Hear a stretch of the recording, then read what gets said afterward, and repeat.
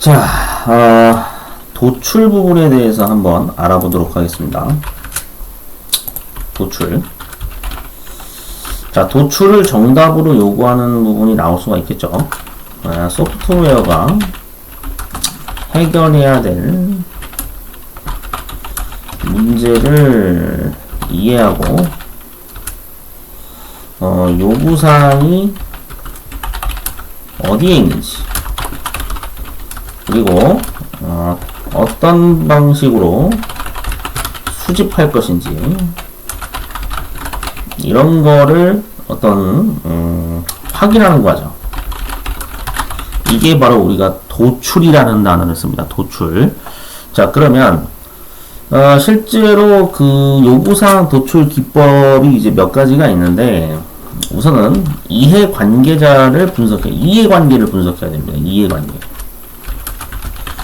서로가 어떤 뭔가를 도출해내려면 어떤 요구사항이 있고 어떻게 이 정보 수집을 할 것인가에 대해서 서로 이해관계가 맞아야, 그래야 당연히 도출이 되겠죠. 두 사람이 서로 이해관계가 맞아야, 그래야 집을 얼마짜리를 살 거고, 예를 들어서 부부라고 한다면, 젊은 부부나 또는 젊은 커플이라고 한다면, 두 사람이 이해관계가 맞아야죠. 그래야 같이 사는 거 아니겠습니까? 맞죠? 예.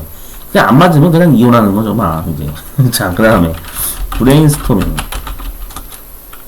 예. 서로 뭔가 지식을 공유하고 해야 돼요. 브레인이라고 하는 것은 뭔가 우리가 알고 있는 어떤 지식을, 예? 이제 끄집어내야 된다, 이겁니다. 자, 그 다음에, 인터뷰. 예. 서로 면접 같은 거 하면서 대화를 주고받으면서, 예. 이해관계 분석과 거의 비슷한 맥락이라고 보면 될 것 같아요.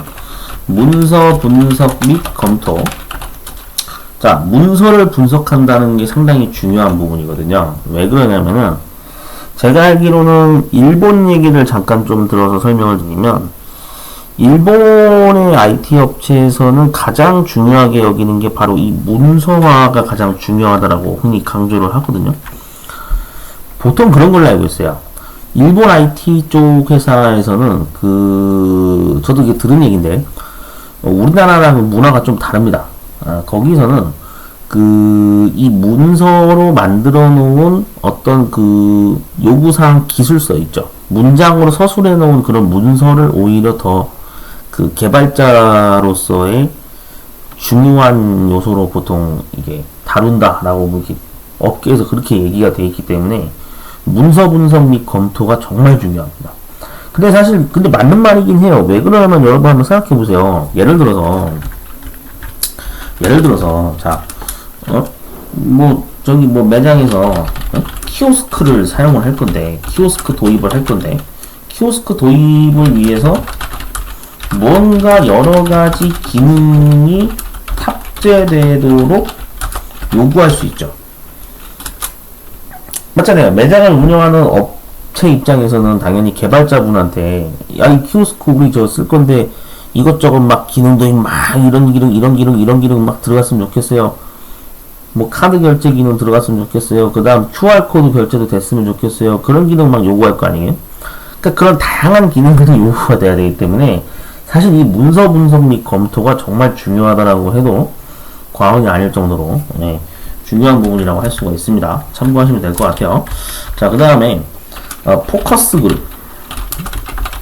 그룹이라는 게 있습니다. 우리가 포커스라는 말은 어떤 핵심 또는 초점을 얘기하죠. 어느 부분에 초점을 두고 우리가 활동을 할 거냐, 어떤 그룹 단위로 활동을 할 거냐, 그런 의미입니다. 좀 의미를 파악하자면. 그 다음 인터페이스 분석. 환경 분석이라고도 해도 맞는 말이죠. 환경 분석. 인터페이스가 원래 환경이라는 뜻이 있는데, 그래서 우리가 이제 어떤 환경에서 이거를 도출을 해낼 거냐, 그런 것도 여러 가지 요인으로 작용할 수 있는 거죠. 자, 그 다음에 이제 관찰도 해야 됩니다. 여러분들 실제로 아마 보셔서 아시겠지만은, 우리가 보통 이제 관찰이라는 게 왜 중요하냐면은, 앞전에 왜 그런 거 아마 여러분 보셨을 거예요. 한국도로공사였나요? 아니면 무슨 하여튼 한국도로공사였나? 하여튼 거기 공사직으로 그쪽에 업계에서 일하시는 담당자분이 뭐 유도선이라는 걸 뭐 만들었잖아요. 처음에는 이게 막 논란이 되게 많았죠. 야, 이 유도선 이거 뭐 파란색, 뭐 노란색 이런 색깔 만들어서 쓰는 게 그게 말이 되느냐. 막 처음에 사람들이 막 엄청나게 개무시했다가 그 이 담당자분이 어떻게 하면 이 사고를 좀 줄이고 예방할 수 있을까? 안전하게 좀 차량 운전을 할 수 있을까라는 관점으로 여러 가지 어떤 사건 사례 자료들을 막 관찰을 많이 해봤겠죠. 맞잖아요. 그런 관찰을 함으로써 이 유도선을 만들어서 도입을 하면 사고가 좀 줄지 않을까 하는 그런 기대의 효과를 만들어내는데 크게 공헌을 해서 되게 막 뉴스에 이슈가 많았거든요. 그러니까 그만큼 우리가 뭐가 중요한 거냐면은 관찰하는 습관이 되게 중요한 거예요. 어떤 그 요구사항에 대해서 도출을 하려면요. 소프트웨어를 만드는 데 있어서 요구사항 도출을 하려면 이런 관찰하는 습관이 되게 중요한 겁니다. 그래서 항상 우리 그런 얘기 하잖아요. 공학자나 과학자는 반드시 실험이나 관찰을 통해서 실패를 여러 번 할 수도 있는 거고 그리고 그 실패 과정이 나중에 축적돼서 노하우가 될 수도 있는 거고 뭔가 이런 거 아니겠습니까? 그러니까 이 관찰이라는 게 되게 중요한 거죠.